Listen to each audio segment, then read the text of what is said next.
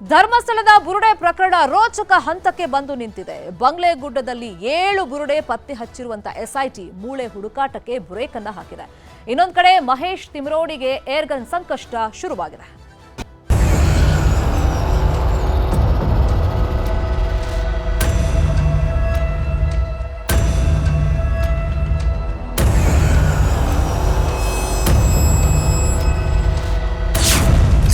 ರೋಚಕ ಘಟ್ಟ ತಲುಪಿದ ಬಂಗ್ಲೆಗುಡ್ಡ ರಹಸ್ಯ. 7 ಸ್ಥಳ 7 ಬುರುಡೆ, ಬಂಗ್ಲೆಗುಡ್ಡ ಶೋಧಕ್ಕೆ ಬ್ರೇಕ್. ಬಂಗ್ಲೆಗುಡ್ಡದಲ್ಲಿ 7 ಬುರುಡೆಗಳು ಸಿಗ್ತಾ ಇದ್ದಂತೆ ತನಿಖೆಯ ತೀವ್ರತೆಯೇ ಬದಲಾಗಿದೆ. ವಿಠಲ್ಗೌಡ ತೋರಿಸಿದ 7 ಜಾಗದಲ್ಲಿ ಜಾಲಾಡಿರುವಂತಹ ಎಸ್ಐಟಿ ಬುರುಡೆ ಶೋಧಕ್ಕೆ ತಾತ್ಕಾಲಿಕ ಬ್ರೇಕ್ ಹಾಕಿದೆ. ಬುರುಡೆ ಜೊತೆಗೆ ಮೂಳೆ ಹಾಗೂ ಮಣ್ಣನ್ನು ಪರೀಕ್ಷೆಗೆ ಕಳಿಸಲಾಗಿದ್ದು, ಎಫ್ಎಸ್ಎಲ್ ವರದಿ ಬಂದ ನಂತರವೇ ಮುಂದಿನ ನಿರ್ಧಾರ ತೆಗೆದುಕೊಳ್ಳೋಕೆ ಪ್ಲಾನ್ ಮಾಡಿದ್ದಾರೆ. ಇದರ ಮಧ್ಯೆ ಎಸ್ಐಟಿ ಅಧಿಕಾರಿಗಳೇ ಧರ್ಮಸ್ಥಳ ಪೊಲೀಸ್ ಠಾಣೆಯಲ್ಲಿ ದೂರು ನೀಡಲು ಮುಂದಾಗಿದ್ದಾರೆ. ಬಂಗ್ಲೆಗುಡ್ಡದಲ್ಲಿ ಅಸ್ಥಿಪಂಜರ ಸಿಕ್ಕ ವಿಚಾರಕ್ಕೆ ಸಂಬಂಧಿಸಿದಂತೆ ಧರ್ಮಸ್ಥಳ ಪೊಲೀಸ್ ಠಾಣೆಯಲ್ಲಿ ಪ್ರಕರಣ ದಾಖಲಿಸುವುದಕ್ಕೆ ಎಸ್ಐಟಿ ಮುಂದಾಗಿದೆ. ಅನುಮಾನಾಸ್ಪದ ಅಸ್ಥಿ ಪಂಜರಗಳು ಪತ್ತೆಯಾದ ಹಿನ್ನೆಲೆಯಲ್ಲಿ ಅಸಹಜ ಸಾವು ಪ್ರಕರಣ ಪತ್ತೆ ಅಂತ ಎಸ್ಐಟಿ ದೂರನ್ನ ನೀಡಲಿದೆ.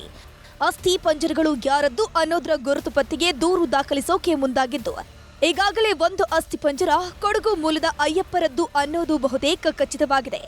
ಇನ್ನುಳಿದ 6 ಅಸ್ಥಿ ಪಂಜರದ ಗುರುತು ಪತ್ತೆಗೆ ಎಸ್ಐಟಿ ಶತ ಪ್ರಯತ್ನ ಮಾಡ್ತಾ ಇದೆ.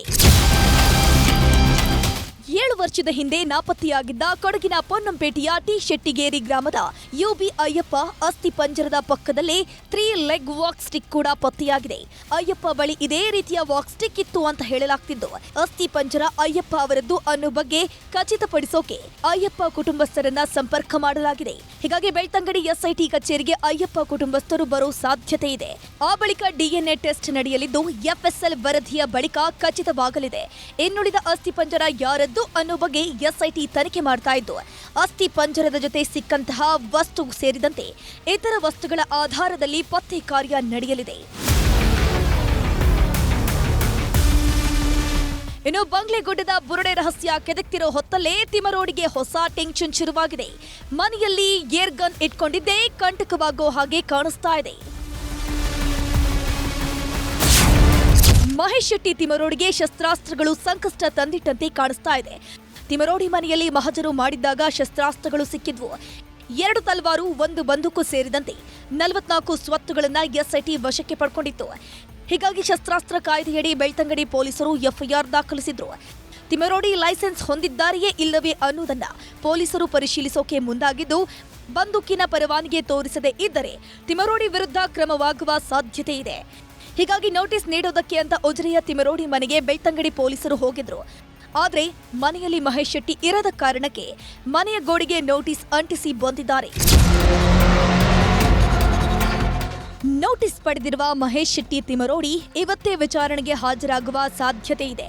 ಧರ್ಮಸ್ಥಳದಲ್ಲಿ ಶವ ಹೂತಿಟ್ಟ ಪ್ರಕರಣ ಸಂಬಂಧ ಧರ್ಮಸ್ಥಳದ 2 ಗ್ರಾಮಸ್ಥರನ್ನ ಎಸ್ಐಟಿ ವಿಚಾರಣೆ ನಡೆಸಿದೆ. ಒಟ್ನಲ್ಲಿ ಬುರುಡೆ ಹಿಂದೆ ಬಿದ್ದಿರೋ ಎಸ್ಐಟಿ ತ್ವರಿತಗತಿಯ ತನಿಖೆ ನಡೆಸುತ್ತಿದ್ದು, ಸದ್ಯದಲ್ಲೇ ಬುರುಡೆ ರಹಸ್ಯ ತೆರೆದುಕೊಳ್ಳಲಿದೆ. ಕ್ಯಾಮರಾಮನ್ ನಿಖಿಲ್ ಸುವರ್ಣ ಜೊತೆ ಕಿಶನ್ ಶೆಟ್ಟಿ, ನ್ಯೂಸ್ 18 ಮಂಗಳೂರು.